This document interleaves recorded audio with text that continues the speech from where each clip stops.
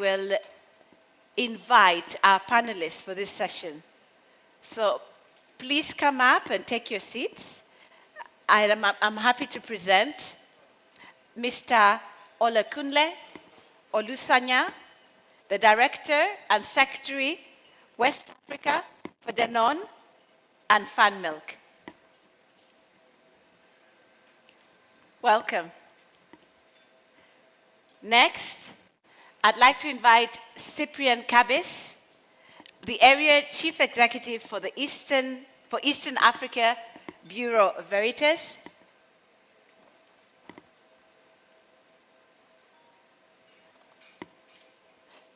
I'd also like to invite Mrs. Esther Ngari, the Managing Director for the Kenya Bureau of Standards.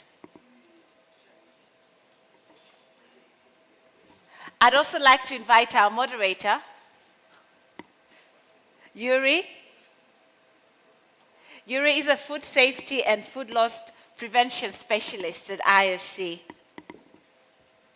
And then we have one other person who's going to be joining us online, and that is Dr. Elme Kotzer, the Managing Director of Food Plus Global Gap. Welcome, everybody.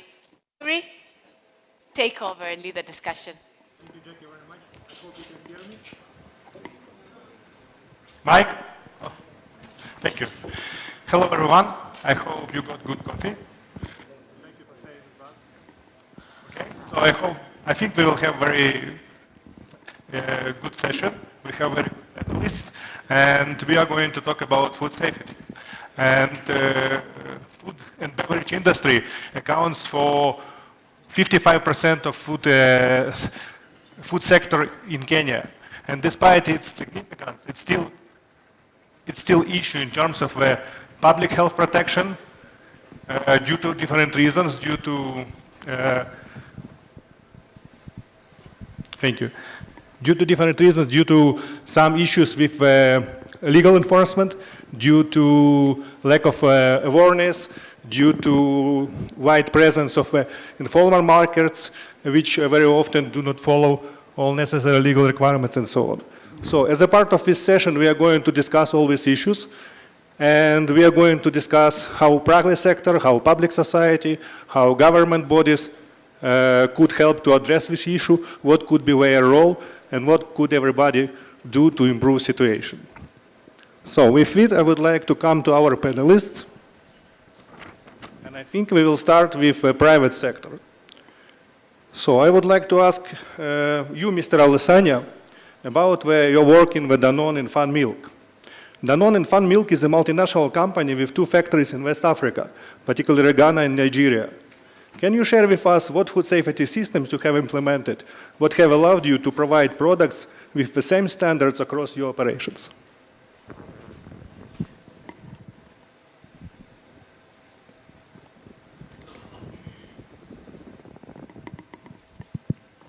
Thank you very much. I'm not sure, can you hear me? Yeah. Thank you very much. For us at Danone and Fan Milk, we know quality and safety is one of the most paramount things that we need to do. We are one of these brands that we believe with consumers don't just buy products, they buy brands and they buy loyalty. So they buy quality. In that journey, they know if they're buying a Danone product or a Fan Milk product, they're buying quality, they're buying a product that has good safety and quality standards. We know for sure that those things don't come easy, and we know it's not just about quality or food safety, it's about creating a culture and then working with the people within the business, within the ecosystem, working with the suppliers, that will supply us raw materials for production, working with the smallholder farmers, working with the distributors, working with our agents, and the people that sell across the nooks and crannies. We've got 2 factories in Nigeria, and then one in Nigeria and one in Ghana. And they were also very happy to say in those factories, we have our quality standards, the ISO 22000, which is basically part of the regulation and basically ensures that we have those standards. Apart from that, we also know Danone is one of those global brands that basically promotes high standards. So we also leverage and then get that big support from Danone. We know one thing that's very important is basically how do you basically leverage on technology. And then, for example, we work in the cold chain business, selling ice cream, selling frozen dairy across the country, across the West Africa corridors.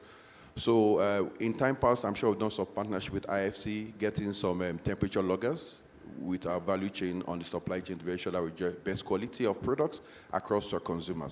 Also, we also know for sure we also need to do capacity building. We know the people are best talents, basically supporting them. It's not just training them, but building a culture, taking them on the journey to ensure that they understand that food safety, quality is also a way of life, and then they can also embed that across the business. Thank you so much. Yeah, I like food safety culture. I like capacity building. Yeah, I think that's crucial. Thank you. Okay, now let's come to the certification body. Mr. Kabis, you are representing one of the biggest certification body in the world, yeah, and we're very active in the food safety area particularly. So let's say one of the small food producer come to you and ask and say I would like to implement food safety management system and I would like to be certified against one of the food safety certification programs. But I have limited resources and I don't know what to do. How would you advise him or her? What is not negotiable in this case and what kind of food safety elements need to be implemented? Thank you very much. As you rightfully said, Bureau Veritas obviously is a global certification company in this space. And before I jump into that, as a certifying body and as we work in different geographies all over the world, we certify against numerous food safety standards, which again, most of the speakers will be talking about here. But what we do see and what I would really consider as non-negotiable, you have big farms, you have small farms, and I think this cuts across all the farms. This is really the basics that I would consider non-negotiable. The first one, of course, would be top-level commitment. If you have to start a food safety journey, it has to start from the top. So top-level, strong leadership in terms of food safety, I think it's very, very, very crucial. Now, the second non-negotiable element, I think, is the awareness of the food safety hazards. We talk about food safety, it's a big word, and I would like just to demystify that. I mean, food safety can be simplified for everyone to understand what we're talking about. And here we talk about the food safety hazards, could be biological, physical, or chemical. And it is really, really important that people understand what are the hazards when you're talking about food safety. There would also be a need to think again more in terms of sanitation and hygiene. Again, when we talk about food safety in this kind of forum, we think about very, very abstract things, but food safety is a responsibility for everyone. When you are crossing the road, if we all walk out here and we are crossing the road, we will be well aware of the hazards. But it's not quite the same when we all break out and go for lunch and we're all eating and we don't think much about the hazards. So it should be the same. Just as much as you're crossing the road, you think about the hazards, we should be aware of the hazards in the food space. I think also it is really important because food moves from one point to the other, that you really understand that chain and what would make it unsafe. So traceability here, for me, again, would be non-negotiable. And finally, it's not just about thinking about what you do today and not tomorrow, so there has to be continuous improvement in everything that you do. Thank you. Great, thank you so much. Food safety culture, leadership and commitment. Also, food safety is responsibility for everyone. I like it, yeah, thank you. And now let's continue to talk about the certification program. We have with us today Dr. Elma Koetser-Boersma, Management Director for Global Gap. Elma, I hope you can hear us. I hope you can hear me. Yes, hello. Oh, we can even see you. Great, thank you very much for joining. Elma, we know what adoption of a food safety standards, that's very often indication of food safety compliance for a company.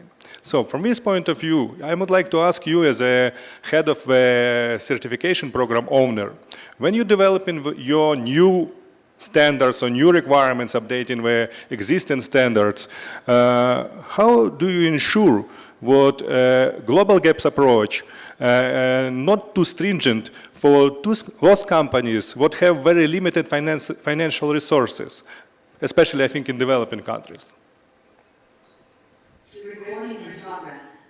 Thank you, Gary, and thank you for the opportunity to join virtually. It was unfortunately not possible for me to travel to Nairobi this week. What a fantastic question, something that's always on our minds when we set standards. You might know that we have the Global Gap Integrated Farm Assurance Standard, which has been well known in the certification of especially fruit and vegetables, which is the most important, I think, discussion for today. We always have in our minds the global scale of the operations that we deal with in terms of farms can be big and small, commercial and then also subsistence farming. And for us, it's even important that subsistence farmers can implement good agricultural practices and maybe not necessarily get certified against it, but it's as important for them to understand the value of standards because it's obviously about safe, sustainable produced food. So when we set standards, we have obviously a whole procedure. It's very robust. We try to be not to be too rigid, but we have to follow some procedures because the standard itself is accredited and it needs to comply with many legislative issues, but also some standard setting procedures and compliance with other organizations, such as we have Global Food Safety Initiative recognition for the food safety elements, and in this aquaculture standard, there's Global Sustainable Seafood Initiative that we have recognition for. So we need to keep all of these things in mind, which sometimes blow the standard up a little bit. But having said that, of course, food safety, if we talk about that today, is critical. Food isn't food if it isn't safe. So we need to look at what is the minimum requirements for a buyer to have the assurance that the food is safe. And dealing then with farmers that need to get into the assurance mechanism and potentially go to certification, we've developed a program where they can also adapt and then go from implementing very few basic requirements that would give some assurances up until they are then at a certified level complying with many extra and additional requirements. We call that the primary farm assurance standard. And we build all of our standards with the help of stakeholders. We don't sit in an office and think about these standards for ourselves. We have technical working groups, we have focus groups, and we get the retailers and producers all in one meetings, and we discuss, what some of the retailers would want, or the buyers, or the legislators, and then also what producers can do. We also involve smallholder representation in our committees. We always have a representative there that can at least speak on behalf of smallholders, a huge task for that person. We do field trials. We go out to test the standards before we actually launch them. And we're always open for feedback. So, as we get feedback, we see how we can implement those, what we can do. And then very importantly, we also have this concept of national technical working groups, where in a country the interested parties come together and work on the interpretation of the standards. That gets into play then for the next revision of the standards, so that we get the feedback from the countries, from the local partners that are implementing the standards. So we try to be as inclusive as possible, and but we can obviously always improve, and we see where and how we can. But the other thing at the core goals for us is to make sure that our standards move more into outcome-based and assurance instead of compliance, where it is very prescriptive in black and white. Food safety by definition is sort of black and white, as I said before. It's not, if it's not safe, it's not safe. But how a farmer can comply with some of the questions might be different depending on their size, depending on the country that they're in, depending on legislation. So it's more about understanding the requirements, understanding what is requested, and then implement it in a way that is possible. So with technology, without technology, in ways that the community does it. So there's various ways that farmers can comply, and we don't want to be too prescriptive in terms of how a farmer can comply.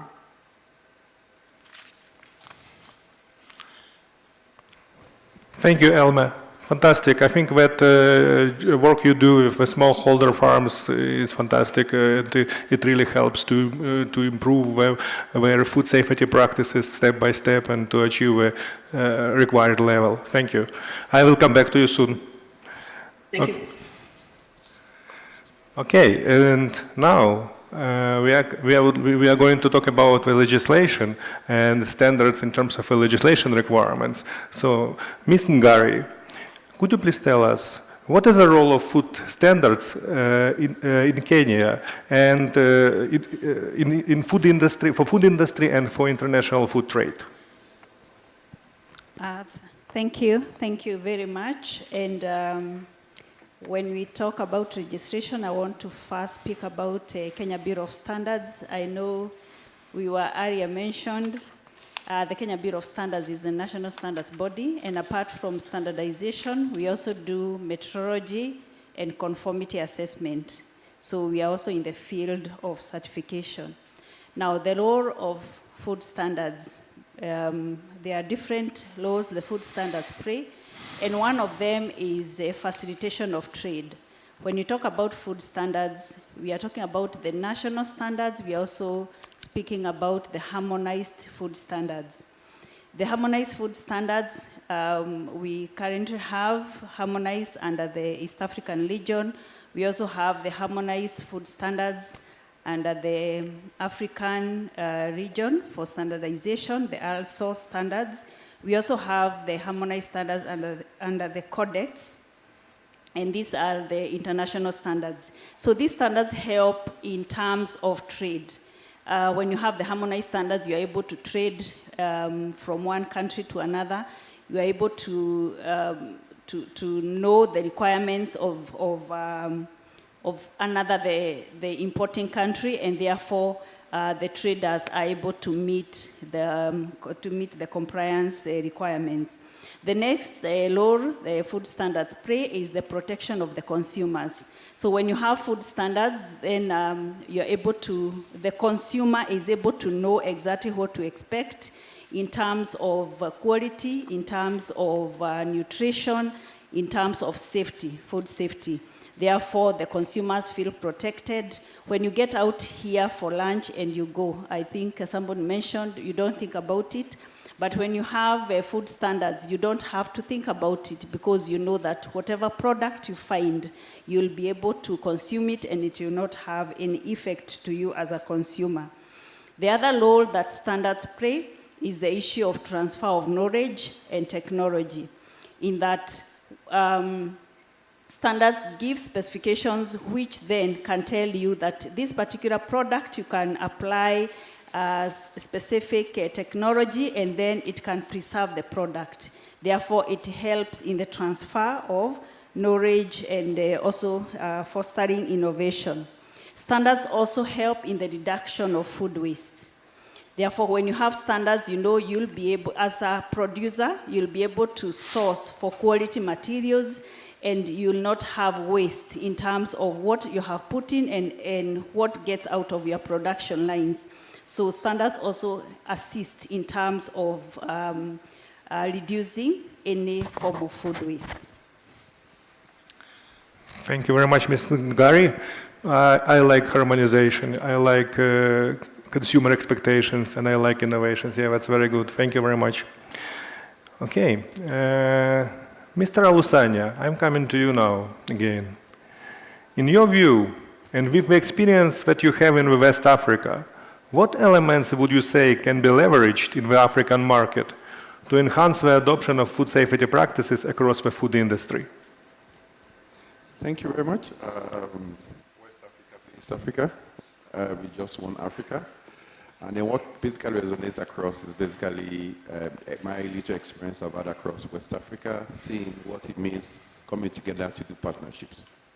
For sure, we've seen over time, we've seen a lot of conversation, either from the public-private sector, which means we all have to converge and basically sit together, either as regulators, either as academia, either as donor agencies, or either as private sector players. Basically, what that means for Africa is basically we are going to basically come together and develop each other. We know for sure the biggest resource in Africa is the people, the young, mobile, upwardly mobile young talents. How they basically develop, support them, encourage them, build capacity, support them, give them the exposure, give them experience they need. Basically build a culture of food safety, which is something that you wake up every morning, and once they start, they grow with it over time. It's not just a one-off transaction, but once you build a culture, it's something that people basically embed in their day-to-day activity. If you look at Africa again, there's a lot of conversation around the Africa Continental Free Trade Agreement, which is basically trying to integrate Africa countries together. It would interest you to know that even doing business from East to West Africa is even more easier to do from Europe, America, than to do within Africa. So how do you basically ensure we can have the best standards across the Africa region, and we can basically develop and support each other? We know for sure technology will still play a very significant role in this journey.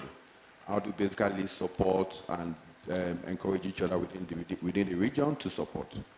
We know community, and what we know Africans for more of community-based, we believe in community, and basically embedding that culture of food safety and then compliance around that space.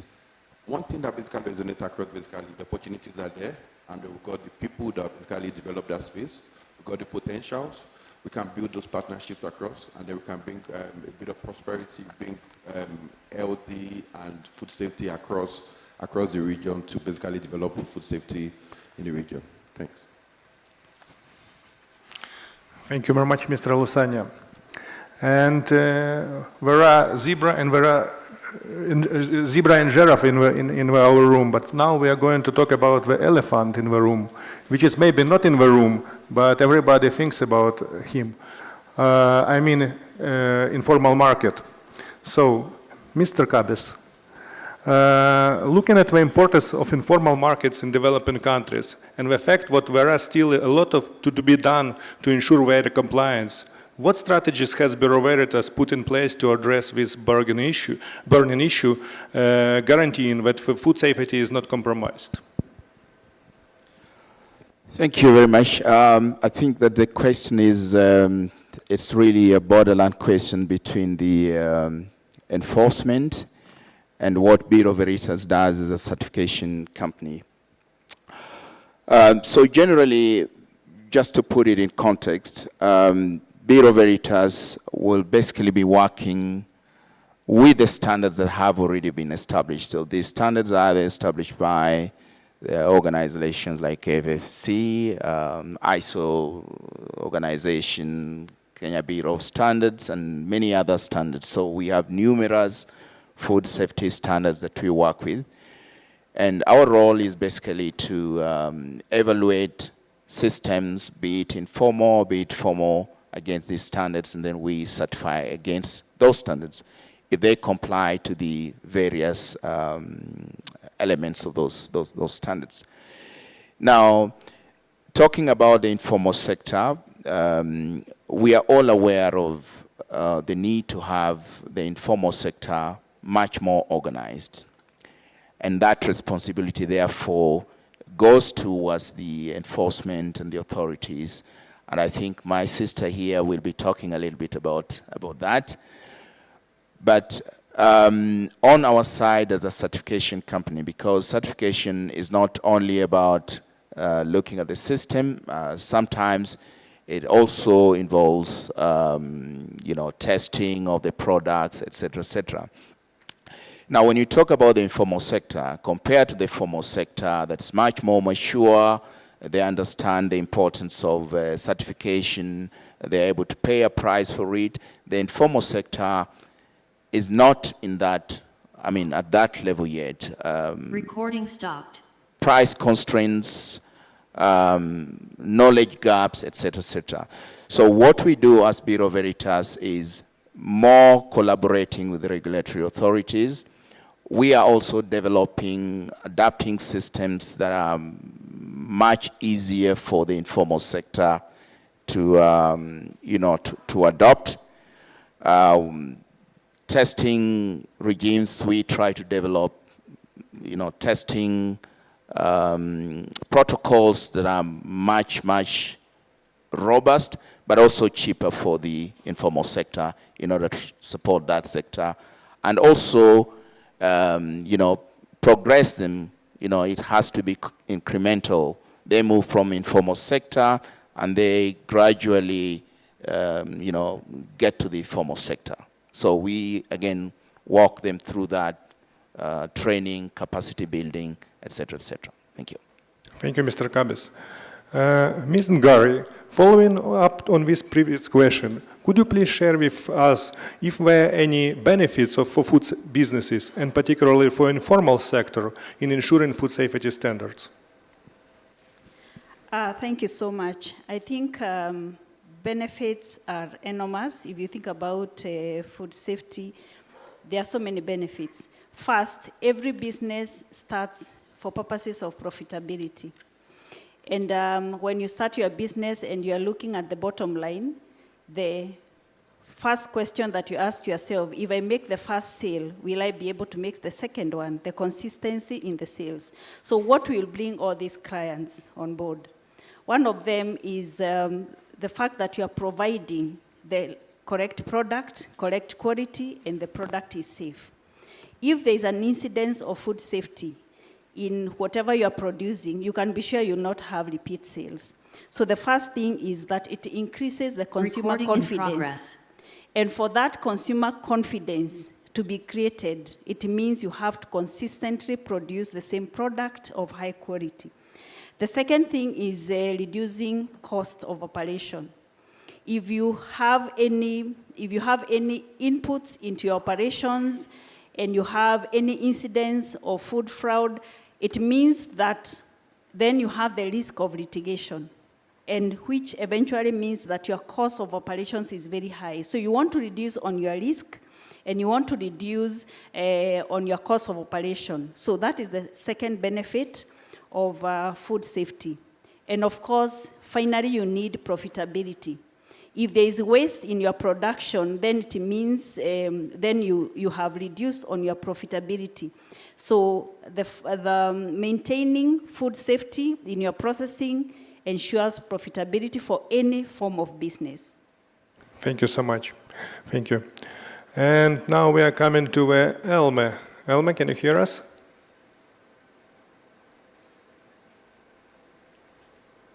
Yeah. Great. So I have a question which is interconnected, and I think with previous question we have discussed with you. So what are your recommendations for a farmer who hasn't yet implemented good agricultural practices in his farm, but feels overwhelmed with the task at hand? I believe every farmer has implemented good agricultural practices, otherwise they won't be farming and won't be farming for a while already. But yes, it is important to think about how to maybe prioritize things, and how to, especially if we look at certification or showing assurance, maybe then it is important for that farmer to just take note of everything that they are doing, and having it systematically verified. Doesn't mean certification necessarily, but to start with something. So my advice would be for farmers that have not implemented a specific system yet, or having to go for a system, that they break it down to what they already have, do sort of a little bit of a gap analysis to see what they comply with already. If you're applying pesticides, do you keep record? What are they? Are they registered? All of these are in all the standards. All the food safety standards have pretty much the similar requirements. Our primary farm assurance is a good point to start maybe with, if you need a checklist that you can see what you are complying with. If this is still overwhelming, I think it's really important just to look at what you're already doing, decide on something that you're going to focus on. Maybe it's soil care, maybe it's your water, maybe it is the pesticides, fertilizer applications, maybe it's the, mostly probably one of those things. And then leverage all available resources. We have, from our side, available guidelines. There's extension services that can be used in the area, and then also some of our we have trainers that's available, and also in Kenya, but in many African countries, and we're looking forward to have partnerships where we can train even more people, so that we can scale and have more trainers available. Learn from others, see what your other colleagues are doing, what other farmers are doing, go to already certified farmers. And then important to track the progress, whatever you've identified, where to start, track that and see that you make some progress, have some goals and move forward to that. If you haven't recorded things, start recording that. And I'm just thinking about, we had in Fruit Logistica in February, we had a smallholder panel discussion, maybe some of you were there, and we had a panelist there, Manal Saleh from Egypt, who is normally also looking into our things, making sure that we stay down to earth and think about the farmers and the small-scale farmers. And she mentioned that she was working with many farmers that were completely overwhelmed. And then one example that she used was, it was a female farmer, and she was just overwhelmed with everything that needs to be done. And she was saying, well, okay, I'm going to focus on one thing, and that is maybe to look at the pesticide applications, but then also how can I make it safer for my children, for the workers, or not the workers, but the other farmers around me, and then also for me, myself, and then for the operation. And she started just with that, and recording what she used, keeping the pesticide separate from other things, and just doing some basic things, but start recording that. And I think it's just pick one thing to start with, if it's too much, but start with maybe with a checklist, and get help where needed. And we're open to suggest help, and as I said, looking forward to have programs where we can maybe train people and grow the capacity in countries. Thank you, Elma. I will come back to you with one more question a bit later. Thank you. I stay online. Okay, and I would like to come back now to the private sector again, to you, Mr. Alusanya. And we know Danone as one of the leading companies in food safety world. And from this point of view, I would like to ask you, what drives Fun Milk and Danone's strong commitment to food safety, and how does this commitment translate into action across your operations in West Africa? So for us, two things. Bring health, trust consumers is very fundamental for us. And that basically resonates with our own mission, bring health through fruit to as many people as possible, which is what Danone is known for globally. It's not just about bringing health, but bringing safety, which is basically you're buying a product of yogurt from anywhere in the world. You know you're buying a quality product that basically you can trust and that you can go to sleep without having any worries about. So that's what we're basically trying to build a culture of trust, either from consumers to the employees, to our distributors, to our retailers.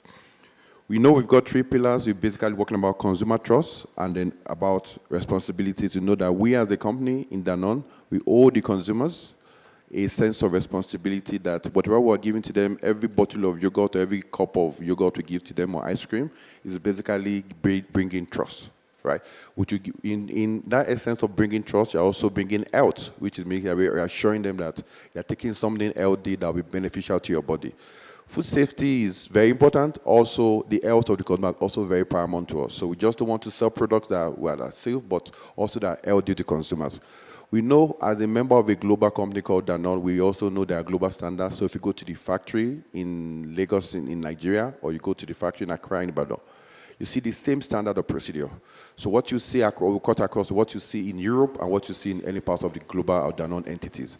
So basically, we're trying to also embed that same culture that will cut across all entities, and then Africa not being an exception. So if you go to the factory in South Africa, you go to the one in West Africa, you see the same standard. So standard operating procedure, which you basically need to go. You go to air care area, what you need to do in terms of safety of the product.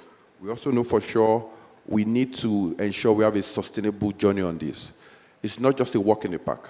It basically say, oh, tick the box of food safety, and then we're done. we know we have to keep re-educating. We have to make sure we have a sustainable growth. So if you're giving healthy food, if you become very profitable as a business, and then I'm sure for you that are shareholders, you know what it means to have, at the end of the year, to get a dividend. But if you're not giving healthy products, you're not giving food safety, it means we're only selling rubbish. So for us, we know we need to bring sustainable growth for the business. What that basically translates to us as a business, again, is basically to show, so for everybody you see that says, oh, they're buying a brand, they're buying loyalty. Loyalty comes in from trust. And trust is something that you see every day, which is you do it in and out and say, if I buy this product every day, I'm sure that I'm safe. One thing that we know is basically investment is something that's very paramount, because which is food safety doesn't come cheap. And I'm sure the guys actually will tell me one of the key areas is basically investing in food safety, because just if you don't invest in food safety, it means you'll just be, there's no point training people when there's no investment in that sector. So if you build a multi-billionaire factory and the culture is not there, what that means is basically in another couple of 3-4 months, you're going to go back to where you are from before. So basically ensuring that if you're also investing, you're also training and capacity building. Also, we also know that supplier engagement, because what you will say to us is basically, some will say from the grass to the glass. So if you go to the farm, you're getting from the pastures, the quality of what you're getting in terms of food safety, to the cattle, you're doing the small collection from the small older farmers, you want food safety. Because when you even collect meat from the small older farmers, what you will see for those that know food safety, basically bacterial load for milk collection. If the bacterial load is very high, it means you're not going to get the milk from them. Two things, they are losing money, right? They're also not giving you value that you want. So what you want to say is you have a very integrated process that from the grass, from the pasture that are given to the cattle, to the milk you're collecting, to your operational site, you're ensuring that you're having food safety, you're having quality, you're building a culture that will be sustainable over a period of time.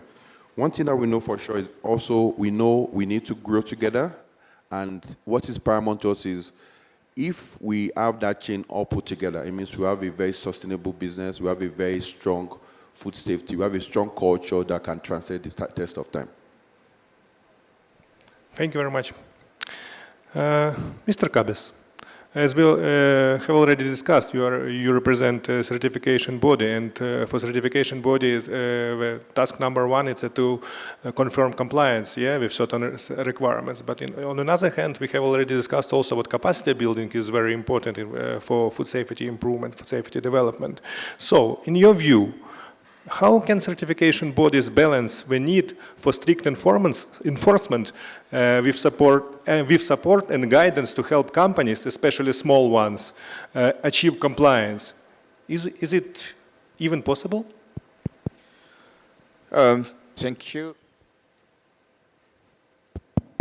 Thank you very much. And unfortunately, I think there are not many compromises you can make when it comes to food safety. So as I had said again, there is need to create that awareness, and there's need for training so people get to know what they need to do. Yes, organizations or small farms, be it big or small, must comply. Standards are there for everyone, for small and big. When it comes to food safety at all levels, the outcome of not having a good food safety system impacts everyone equally. So again, as I said, we can only help in terms of training, letting people know what they need to do. There are, of course, various food safety standards. Some are at entry level. We talk about standards like HACCP. If you're small, you could probably start with the HACCP system, hazard analysis and control point, which is a very basic and very standard, system. And then later on, you can graduate into other more complex system, ISO 22000, FSSC 22000, with Global Gap, as most of the speakers are talking about, etc., etc. What we do as certification body would probably be to carry out a gap analysis to see where you would probably start at a more reasonable price level, and we can guide you towards that. But in terms of maintaining the standards they have been set, unfortunately, there are not many compromises. Thank you. Thank you very much. Elme, are you still with us? Hello? Yeah, okay, we can see you. Great. Last question. How does Global Gap collaborate with local governments, private sector partners, or development organizations to make certification and training more accessible for smallholder farmers, especially in low and middle income countries? Well, it's not always so easy to work with the local governments. We try to work when we have an opportunity, we like to work with local governments to make sure that we are aligned and we can maybe fit into some programs that there is by the local government to help the primary producers. So we're open to working with them, but that's not always possible. With private sector partners, we oftentimes have some projects, and that's mostly around capacity building. So as I mentioned before, we like to be involved in these projects where we can then also help to get registered trainers on board so that they can go out and help farmers to understand better what the requirements of these standards are. And also many times we link that up with the development of a national technical working group so that we can have the voice of the industry in that country then also set up and have feedback into our system and start with either certification or the primary farm assurance assessments as they get trained and as they move along in the system. So yeah, that's mostly how we operate. And yeah, any funding organizations as well. We oftentimes work with GIZ, in the past obviously also with USAID. So any funding organizations, IFC, we've had some projects with IFC as well in terms of capacity building in all the different sectors. And yeah, we're looking forward to having these capacity building projects where we can scale the resources that's needed for the industry. Thank you, Elme. Please stay with us a bit more. I will have one more bonus question to everybody. Absolutely. Thank you. Ms. Ngari, what initiatives has the Kenya Bureau of Standards undertaken to include the informal sector in national food safety efforts, and what key challenges still stand in the way? Thank you. Thank you so much. Kenya Bureau of Standards, we have a very robust process that we have put in place, and especially the stakeholder engagements. We have been reaching out to different sectors. Some of them are specific sector, speaking to them about food safety.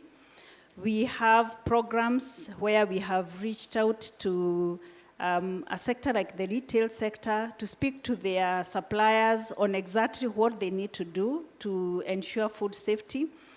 We also use channels like when we have the shows which are held at different counties, we have the pipeline programs, we speak to the different participants about food safety. As well as we have feedback mechanisms for every stakeholder who can be able to feedback on any concerns that they might have on food safety, and then we handle all those concerns.